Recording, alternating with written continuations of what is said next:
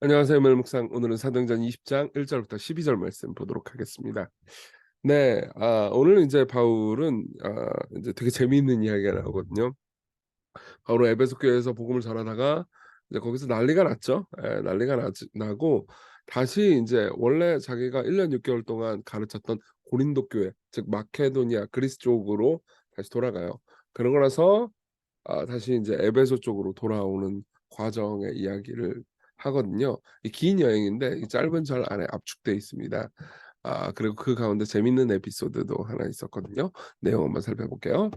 소요가 그침에, 그러니까 에베소에서의 난리가 그침에 바울은 제자들을 불러 권한 후에 이제 많은 여러 가지 이 권면을 했을 거예요. 그러고 나서 작별하고 떠나서 마게도냐로 갑니다. 여기서 지도를 좀 볼게요. 여기가 에베소예요. 에베소 오른쪽 맨 밑에 아래 끝에서 이제 돌아 쭉 갑니다. 길게 가죠. 그러고 나서 고린도로 돌아갑니다. 고린도에서 또 복음을 좀 전하고 그리고 다시 돌아오는데 돌아올 때는 혼자였을 거예요. 그래서 굉장히 외롭고 고통스러웠을 겁니다. 자, 근데 어쨌든 그 지방으로 다녀가면 여러 말로 제자들에게 권하여 헬라에 이릅니다. 헬라에 이르렀다는 건 고린도에 갔다는 거예요. 거기서 석 달 동안 있습니다. 고린도에서 세 달 동안 있다가 배 타고 수리아로 가고자 했어요. 그러니까 원래 고린도에서 배를 타고 이쪽으로 올라가려고 했었죠. 올라가려고 했는데 이러면은 뭐 빠르면 한 이틀이면 도착할 수 있는 거리거든요. 근데 그 과정 중에서 유대인들이 자기를 해치려고 공모함으로 마게도냐를 거쳐 돌아가기로 작정합니다. 그러니까 원래 배 타고 쭉 가면 되는데 드로아 쪽으로 쭉 가면 되거든요. 근데 이렇게 길게 육로로 갈 수밖에 없었던 거죠. 이건 굉장히 힘든 일이었을 거예요. 그러니까 거의 뭐 평생에 걸쳐서 바울은 유대인들의 음모와 죽이려고 하는 음모와 뭐 이런 고통스러운 이 고난 가운데 살았거든요. 근데 또 이것 때문에 삥 돌아가야 되는 거예요. 제가 참 저기 뭐지? 이렇게 지방에 인제 말씀 전하러 갈 때 갔다 올 때 종종 이제 버스 탈 때가 있거든요. 그럼 막 마산 이런 데 가 가지고 버스 타 가지고 막 4 시간 올라오면 굉장히 피곤하거든요. 근데 생각해 보세요. 버스 타는 것도 피곤하다고 하는데 이 먼 길을 걸어 가지고 얼마나 힘들었겠습니까. 그쵸? 저는 아무것도 아니죠. 어쨌든 굉장히 고되고 피곤하고 괴로운 과정이었을 거고 그 과정은 이 유대인들의 음모 때문에 그놈의 유대인들이 또 음모를 하는 것 때문에 어쩔 수 없었을 겁니다. 자, 어쨌든 그렇습니다. 그러다가 아시아까지 함께 가는 자는 베레아 사람 브로의 아들 소바더와 베테살로니가 사람 아리스타고와 세군도와 더베 사람 가이오와 및 디모데와 아시아 사람 두기고와 드로미보였어요. 근데 이렇게 많은 친구들이 있는 것처럼 보이지만 그들은 먼저 가서 드로아에서 우리를 기다렸어요. 그래서 드로아가 있죠, 드로아. 예. 그러니까 이 긴 거리는 혼자 가야 되는 거예요. 근데 잘 보세요. 여기 보면 보세요. 뭐라고 돼 있냐면 드로아에서 우리를 기다렸다 그러죠. 바울 한 명이 아니고 우리라고 하면 바울 말고 더 있다고 그랬잖아요. 더 있는 거잖아요. 그죠? 예. 이 우리 중에 그러면 누굴까요?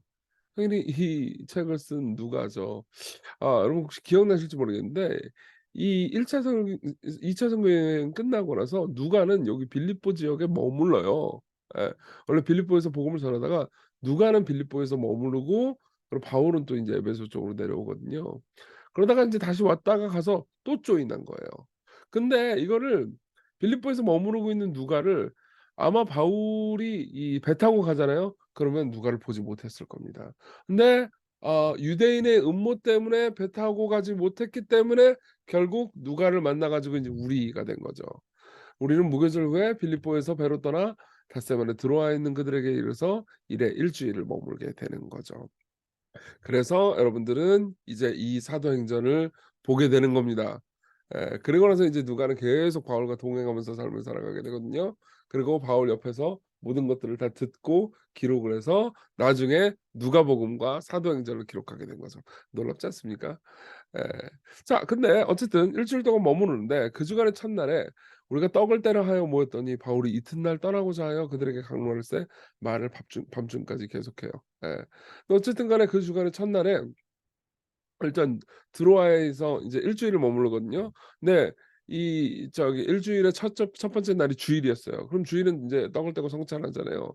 근데 그때 무슨 사건이 일어나냐면 우리가 모인 윗다락에 등불을 많이 켰는데 유두고라는 청년이 창에 걸터가 앉아 있다가 깊이 졸니다. 이때 주일이었어요. 그러니까 떠나기 직전, 그러니까 일 주일 있다가 떠나는데 주일부터 시작했으니까 다음번 다음날도 인제 주일이었던 거죠.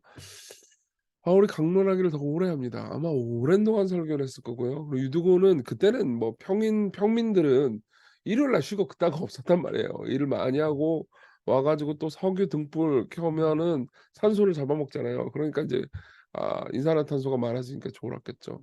그래서 졸음을 이기지 못해서 3 층에서 떨어집니다. 3 층에서 떨어졌다는 건 6 미터 정도 돼요. 그래서 일으켜 보니 죽었습니다. 아마도 두부가 손상돼서, 그러니까 머리가 깨져서 죽었을 겁니다. 굉장히 슬펐겠죠. 근데 바울이 내려가서 그 위에 엎드려 몸을 안고 말합니다. 엘리야와 엘리사가 구약 성경에 보면은 이런 방식으로 사람을 살리거든요. 예. 그러니까 인제 어떻게 했냐. "떠들지 말라. 생명이 그에게 있다." 이래요. 그러니까 누군가는 이걸 보면서 '아이 안 죽은 거 아니야?' 이런 생각을 했지만, 그냥 뭐 심장마비로 죽었으면 '안 죽은 거 아니야?' 라는 생각할 수 있지만, 이거 3층 높이에서 떨어지잖아요. 그럼 머리 깨져서 죽는 거예요. 그러면서 올라가 떡을 떼어 먹고 오랫동안 곧 날이 새기까지 이야기하고 떠납니다. 그러니까 살려나게 되는 거죠. 예. 이거는 기적이 일어난 겁니다. 예. 그리고 또 떡을 떼어 먹죠. 그러니까 성찬이 있었던 거예요. 이건 한 주일 풍경이었습니다. 주일날 한 하루 동안 하나님께서는 이런 위로를 주셨던 거죠. 그래서 사람들이 살아난 청년을 데리고 가서 적지 않게 위로를 많이 받았습니다. 네. 자, 재미있는 사건이죠. 우리 내용 한번 적용을 해 볼까요? 첫 번째로는 이겁니다.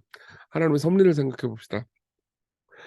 바울이 결국 누가를 만나게 된 얘기를 보면서 여러분들은 어떤 생각이 드셨나요? 이재철 목사님은 이 사도행전을 강해를 하면서 이런 얘기를 해 줍니다. 그러나 그 형극 고통스러운 그 길은 주님께서 바울과 누가를 재회케 하심으로 당신의 말씀이 사도행전 속에 사도 바울의 가장 중요한 마지막 삶을 누가를 통해 생생하고도 영원토록 기록되게 하시려는 주님의 신비로운 섭리였습니다. 노쇠한 바울이 병약한 모습 몸으로 고린도에서부터 누가가 있는 마게도니아의 빌립보까지 걸어가야 했던 그 형극의 길이야말로 고통스러운 길이었죠. 주님께서 바울을 위해 예비하신 최상의 길, 신묘막측한 영원한 은혜의 길이었습니다. 그리고 그 영원한 은혜의 길은, 잘 들어보세요, 역설적이게도 고린도 유대인들의 음모로부터 시작되죠. 예. 주님의 섭리는 생각하면서 살수록 언제나 우리의 상상을 초월합니다. 여러분 이걸 기억하십시오. 여러분들의 삶에서 고통스러운 일이 발생할 때, 이거 제가 사도행전 하면서 아주 여러 번 얘기한 거잖아요. 근데 또 우리 묵상하고 생각하고 적용하고 또 적용합시다.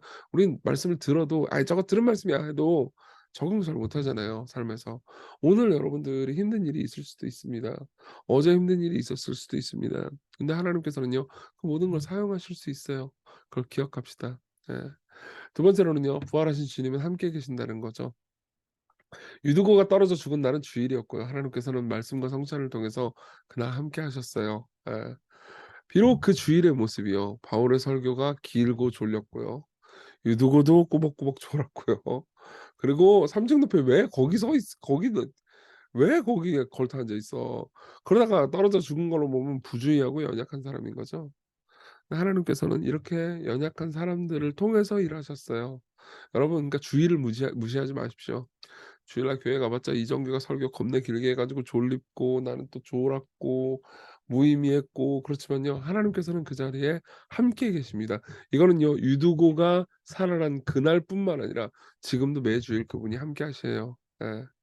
엘리야와 엘리사가 죽은 자를 살렸던 것처럼, 예수님과 베드로가 죽은 자를 살렸던 것처럼 하나님께서는요, 바울이 사역할 때도 함께 하셨습니다. 예. 그리고 지금 우리의 예배 때도 함께 하실 거예요. 저나 여러분들의 유두고보다 더 나을 것이 없는 사람입니다. 예. 그래서 바울은 더더욱 그렇겠죠. 예. 그렇지만 하나님께서 우리와 함께 하세요. 예.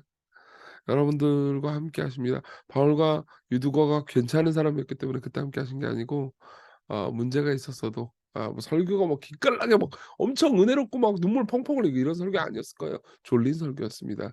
길게 말씀을 전했죠. 그렇지만 하나님께서는 이들을 위로하셨습니다. 여러분, 예배 때는요, 설교 듣고 내 마음에 와닿고 뭐 이런 식으로만 하나님께서 여러분들과 함께 하시는 게 아니에요. 그분은 늘 우리를 부르시고 우리에게 말씀하시고 우리와 함께 하십니다. 그렇기 때문에 주의를 소중히 여기십시다. 부활하신 예수님이 여러분들과 그날 함께 하시거든요. 예. 우리 같이 기도를 좀 합시다. 하나님의 섭리를 신뢰하면서 오늘을 살아갈 수 있게 해 달라고. 그리고 바울이 그랬던 것처럼 내 삶에 어려운 일이 있어도 그걸 통해서 하나님이 일하신다는 걸 신뢰하게 해 달라고 기도합시다. 그리고 매 주일에 예배를 소중히 여기고 하나님을 예배하는 걸 잘 실천할 수 있도록, 특별히 우리가 주일마다 하나님을 영화롭게 할 때 하나님 우리와 함께 해 주시고, 이렇게 유두고와 그 근처 사람들이, 가족들이 받았던 위로를 우리에게 똑같이 주십시오. 같이 우리 기도합시다.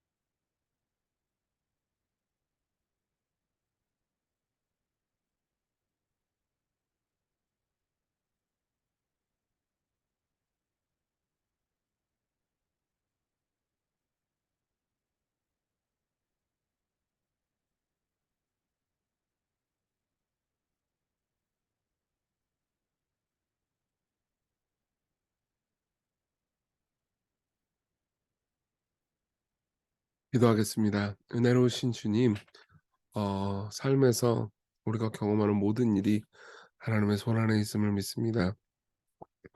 그리고 주일마다 우리와 함께 하셔서 어 당신의 돌보심을 주신다는 것을 믿습니다. 우리가 매일의 삶 앞에서 하나님께 충실할 수 있게 해 주시고 하나님을 신뢰할 수 있게 해 주세요. 예수님 이름으로 기도했습니다. 아멘. 네, 은혜 안에서 오늘도 기쁜 하루 되셨으면 좋겠습니다.